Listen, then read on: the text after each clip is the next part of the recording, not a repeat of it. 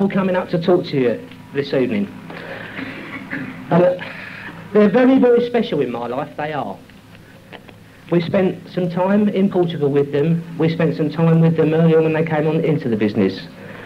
They're very special in your lives already, and a lot of you don't even know them.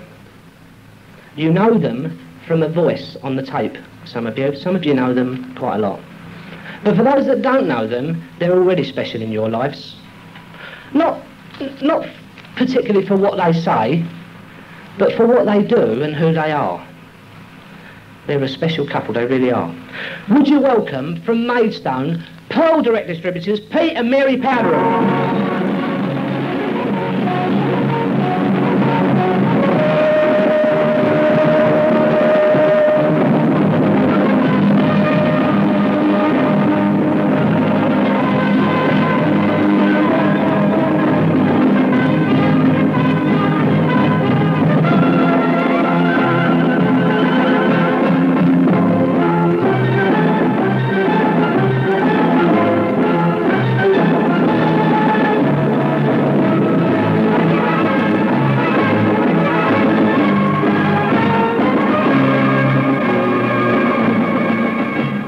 Thank you.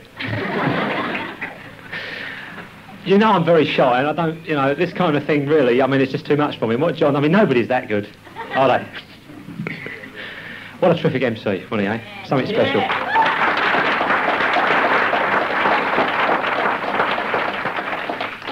Right, I used to be an English teacher, but I isn't now. I'm a Pearl Direct in Amway, and some of you have a look at me and you'll say to yourselves tonight, well, it's all right for him. I mean, he's got the gift of the gab, or he's got this, or he's got that. But how's your belief level at this moment? Some of you are here for the very first time, and I know for that reason I've got to be ever so careful what I say. Peter told me. I've also got to be very honest with you as well, and to tell you that you are in the finest business you're ever going to find on the face of this earth. And it's going to take a while perhaps for some of you to realise that. It's taken Mary and I 4 years to realise what we've come to understand as the Amway business, and I dare say we're going to learn a lot more. But your belief level. I'll tell you about a vicar. Let's, you know, lighten it up before I bash you over the head.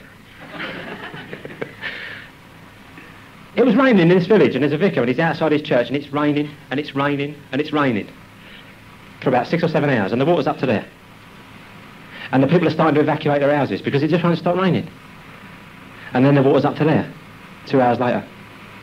Another hour after that, the water's up to here, and the vicar is up to his chest. And he's standing outside his church, and he's watching.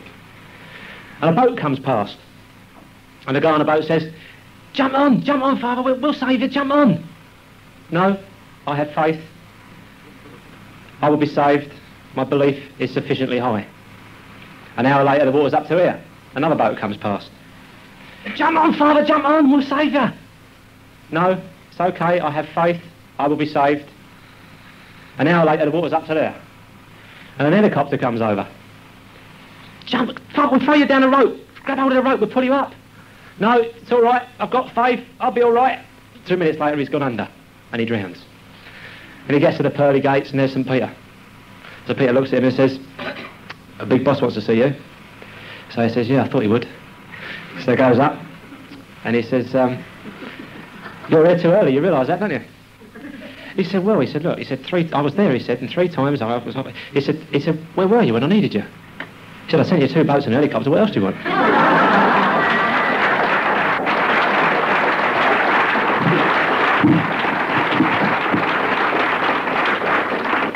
Anyway, I hope if you're a married couple in this business that you've got a woman, if you're a fella in this business and you're married, you've got a woman behind you like I've got behind me, because 5 years ago I married this girl, and she was a girl then. Today she's a woman.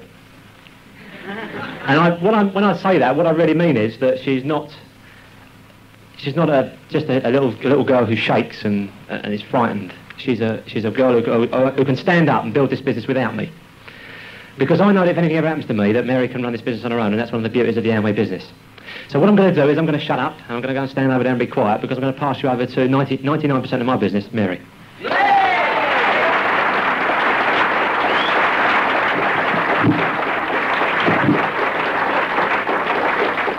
little bit shorter than he is. He said to me, do you want to start or shall I start? So I thought I'd let him start. I thought he was going to say a few things. Anyway, it's really nice to be here. I'm really flattered to be asked to be guest speakers today. It's a bit like coming home, because lots of the people here are people we spent a lot of time with back in the very early days of our business. And it's, the good thing about being guest speakers is you can be late and you can still get a seat at the front. I'm sorry about that, you lot at the back. You know what you've got to do, don't you? First thing I want to say is thanks to John and Jenny for looking after us. It was really great. But they did nearly lose us on the way as well, because we drove out of their house and we were following them in the car. And they tore off up the road and we couldn't find them again. That's why we were late. Anyway, we made it. Yeah. But thanks ever so much. Again, I know for a lot of people, how many people are here for the first time? Again, we were late at the beginning, so we missed this, but I know a lot of people, it's probably your first rally today, isn't it? I know, just how do you feel? You probably think we're all crazy. I mean, our first rally, well, I absolutely hated it. All these people getting up, clapping, sitting down again, all these pins. I mean, what on earth it was all about? Didn't really know. But if you are new, at the end, if you would like to come up and speak to us, please do, because again, I remember our first rally, I would never have gone up and spoken to the speakers at the end, but do come up and speak to us, because we're probably as frightened of you as you are of us, so we would like to meet you as well. Right, I'm going to start off just by telling you a little bit about us. Believe it or not, we weren't born as Pearl Direct Distributors. We weren't even born as 3%. We weren't even born in Amway. I met Pete when I was 17. I was still at school. But I had a Saturday job in the local shop, and he was working there at the time. He was working there full time. But he had a lot of front then, just like he's got now. And he asked me out on behalf of somebody else, believe it or not. So I was stupid enough to say yes, and really added to his ego. And, you know, it was all a bit on and off after that, but shortly after that time, he joined the police. And, as I said, you know, we were quite young when we first met, but he had to have his few years at playing the stud. And so it was, you know, it was quite a few years before we settled down.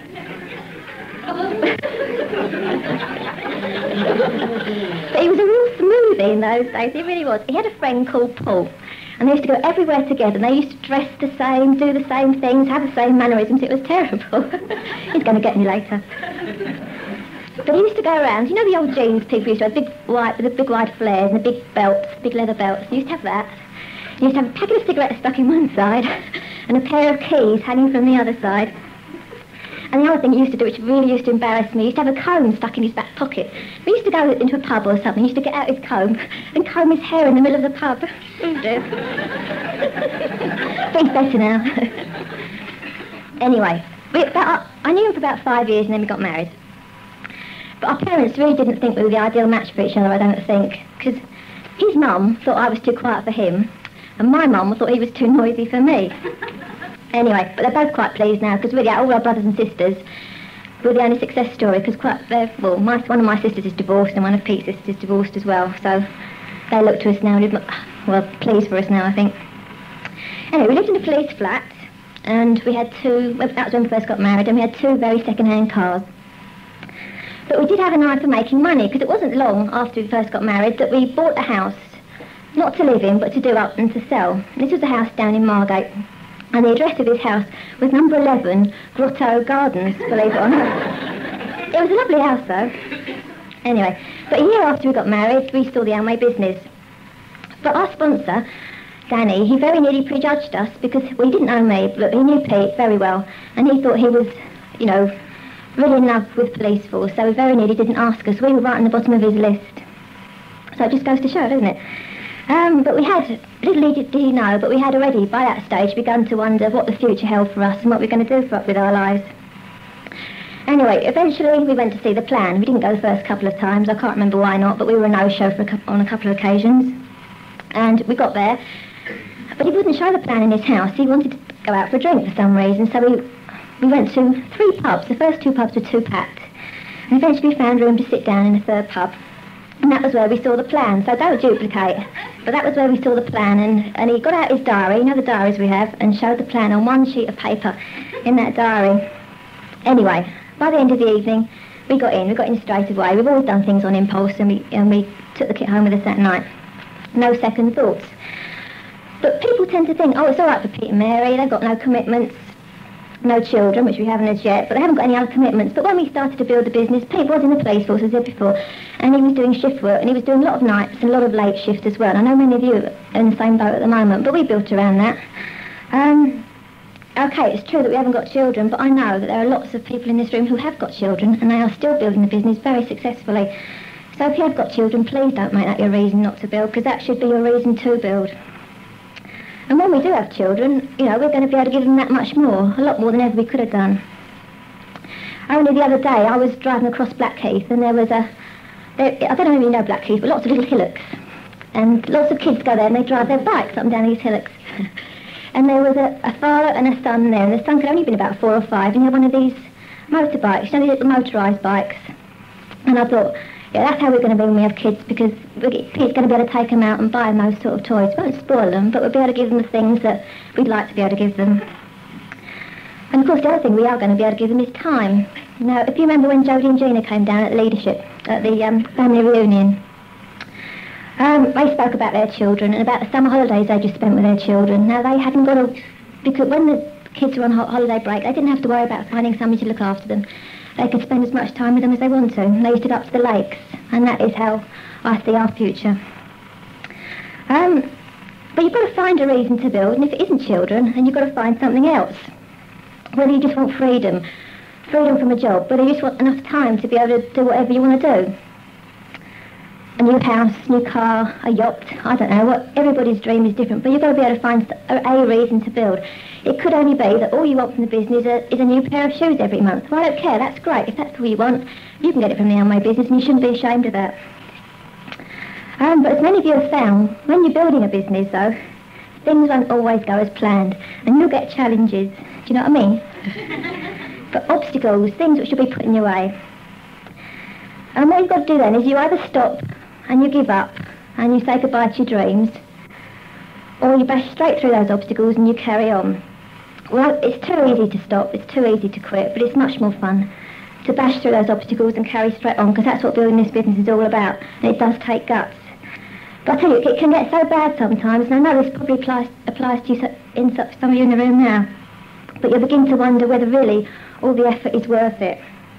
And we've done that, believe it or not. But I tell you, it is worth it. It's worth every single little bit of it. Because in the long run, the rewards are much, much greater than the effort you put in. And you're not building for today or tomorrow, you're building for your future, and you've got to remember that as well.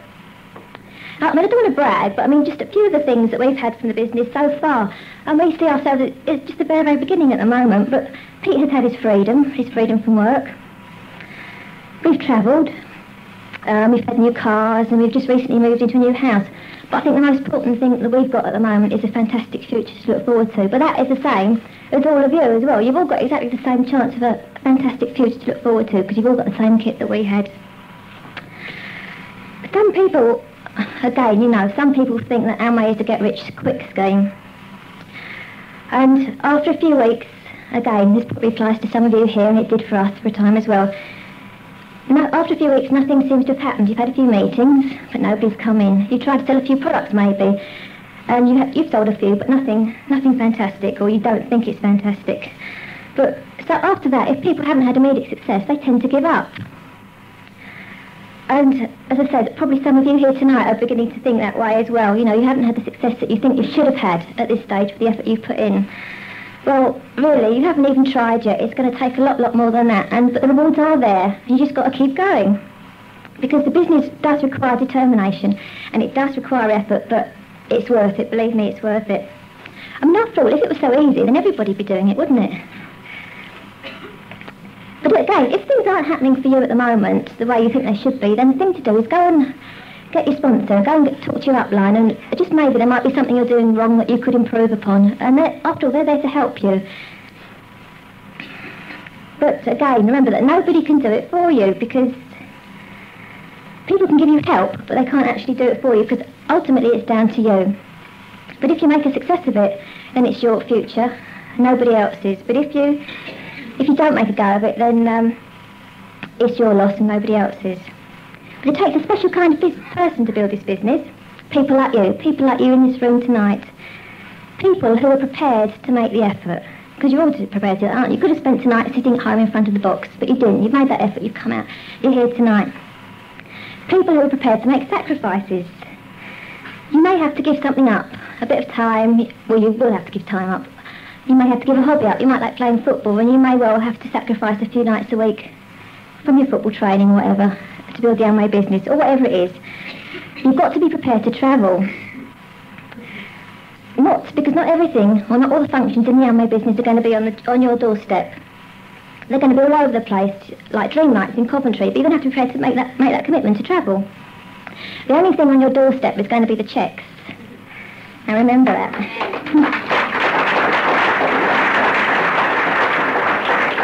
But, I mean, how far are you prepared to travel for an extra £5,000 a month? Because that's what it could mean. You've got to be prepared to attend the meetings. But people often say, oh, it's £1 to get in here, it's £2 to get in here. But the profit you make from your retail will pay for that and a lot more, and pay for your petrol as well. If you have got children, you've got to make the effort to find babysitters. You've got to be prepared to use books and tapes. The books to learn about yourself and the tapes to find out more about the business. And I know Pete's going to speak more about that. And if you don't know which ones to listen to or to read, then ask your sponsor. Make sure you get the right ones for you. You've got to be prepared to take the knocks and the laughs that you're going to get. We all get called sudsy, and when I'm at work, if anybody talks about anything slightly obscure, somebody turns around and says to me, oh, do I may do something for that? It gets on your nerves, but that's all part of the fun. But people are going to tell you can't do it. People are going to laugh at you and they're going to call you names. Some people, you'll find, won't want to spend time with you anymore because they're going to find you a little bit embarrassing. Some people who do knock you, they really, like your parents, often parents are the worst, they mean well. They do mean well because they just want to protect their sons and their daughters. But if you let them, then they can destroy you. So, you know, listen to them, but don't take any notice. You've got to be prepared to do the things that you find uncomfortable. Because you are going to have to do things you don't want to do, things you're too frightened to do. But please, never let fear stop you from building this business. Because it really is stupid if you think about it, isn't it? Letting what somebody else says or might think about you stop you from doing something. And if you do the uncomfortable things often enough, then they'll soon become comfortable. I mean, obviously that applies to prospecting and retailing and just talking to people. If you do it often enough, you soon get used to it. You still might not like it, but you get used to it. You've got to be prepared to physically go out and actually do something. You've got to go and, you know, put that action in, because if you don't, if you just keep talking about it, then still nothing's going to happen. And the time is now, obviously. You've got to be prepared to make the commitment. That you'll do it no matter what it takes, and that commitment is to yourself and to your family, and to your future, of course, as well. But if you're not prepared to do these things, then think about the alternative. Think about life without the future that you could have with Amway. And it can be quite frightening, can't it? Anyway, I've been a bit serious. I know Pete's got a few more light-hearted things to say. So he's going to wake you up now, and I'm going to pass you over to my lovely, lovely smoothie, Pete.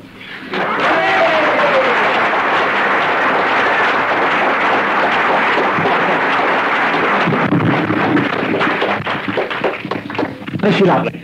I've got to walk around when I'm talking because I can't stand still because I get overexcited, right? She's ever so sharp, Mary, because she says so. I says to her one day, I says, Mary, why is it God made you so beautiful and so stupid? She said, well, she said, he made me beautiful so that you'd love me, and he made me stupid so that I'd love you. Well, we've got to apologise for being late. We were overwhelmed by autograph hunters as we came in. We eventually got one of them to take our autographs. Before I start talking this evening, I want to cover a couple of things which basically really, for me, mean a lot in this business, and that's some of the people in this room here tonight. There are some fantastic leaders in here tonight, and I don't think a lot of you new people understand that they're here. You need to know that you've got people like Johnny Hucker, okay, who, to me, is a mentor in this business. The man is a total human being, and that means that he will speak to you on your level about you and your time and your life in this business and your situation in this business. And if you want to speak to him about it, you go and see him afterwards.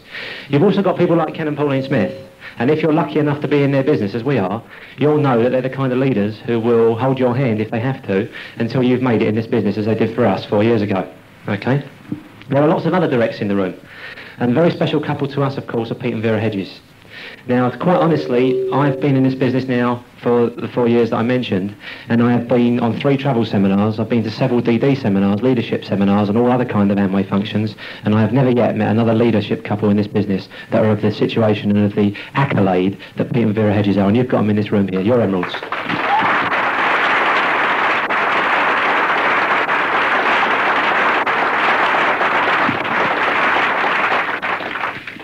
I hope you came here for something tonight. I hope you knew people came here for something. You might just come to see what the hell's going on. And what is this Amway business? You're just sick and tired of being sick and tired, like I was. I hope when you get up tomorrow morning and go to work, that you're sufficiently sick and tired of doing that you're going to do something about it.